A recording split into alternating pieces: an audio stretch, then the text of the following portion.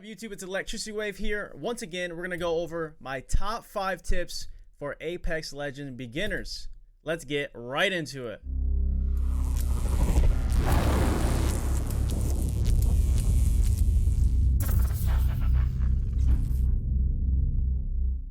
So, with the very first tip, I have understanding gun attachments. There are going to be so many different gun attachments in the game. It can be very confusing and overwhelming for players.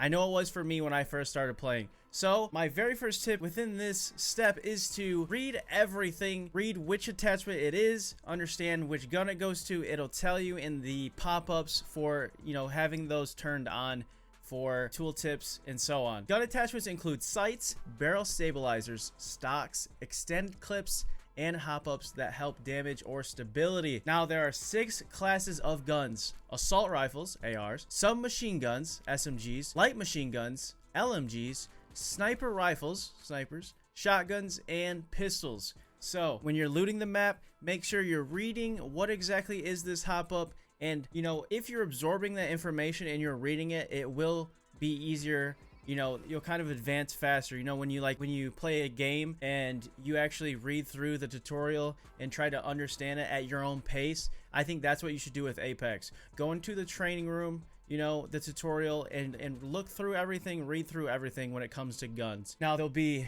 different types of grenades, different types of heals. This is all important, but the gun attachments are the most overwhelming thing by far. Number 2. Characters' abilities. This is a hero shooter BR. So every character is going to have different abilities, different play styles, different tacticals, passives, and ultimates. They have 3 separate abilities, okay? So I'm going to break this down for you. The passive ability does not need a keybind, no button needed. It naturally helps the legend as far as loot or locating enemies or disengaging or some type of ability based on that character. Next is the tactical ability. This will be used and it'll have a shorter cooldown than the ultimate ability.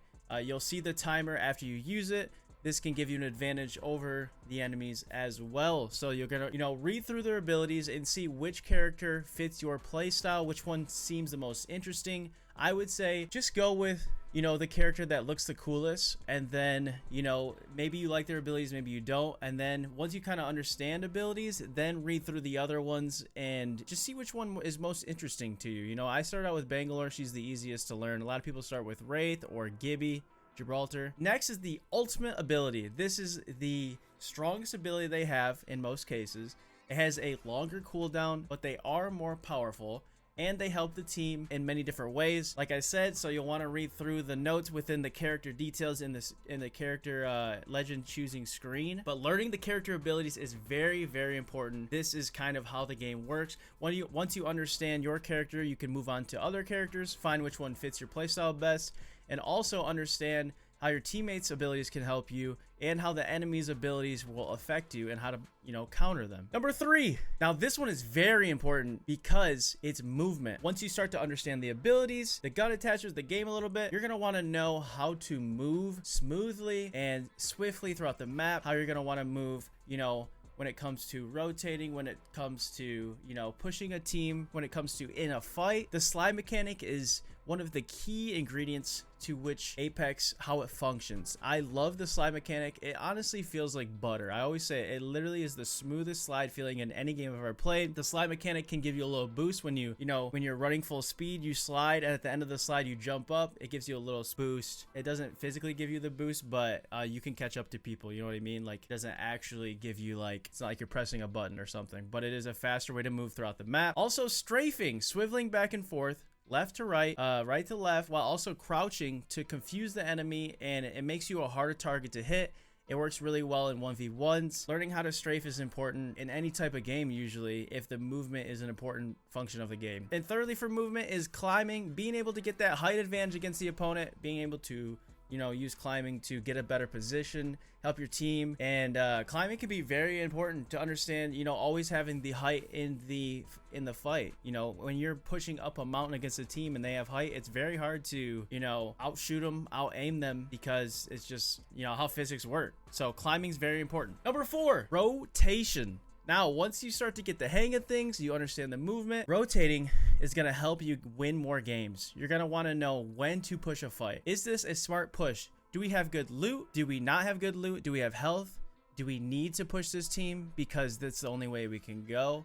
Is there a better way to go around the fight? Knowing when to run when you don't have as good loot, when you don't have much health. Watching for pushing fights in open areas because, you know, you're going to be an open target out in the open. And also watching the storm circle, where the storm is going to end up, how, you know, rotate through that. Is there another route that could be smarter? Just knowing kind of the map and understanding the areas in rotation, you know, comes together for, you know, a recipe for success to get more wins. Rotating is very important to understand which is the right push and what's not. Number 5, teamwork. Now, this is one of the most underrated tips I could ever give, because it's so obvious, but most people overlook it. Using your abilities to help your teammates, not just for yourself. Combining abilities, you know, with your teammates for more of an advantage. You know, using maybe Gibby's ult and then race portal to get out of there, or using Bangalore's smoke and then throwing caustic gas in it. You know, there's just so many different things you could, you know, mix up.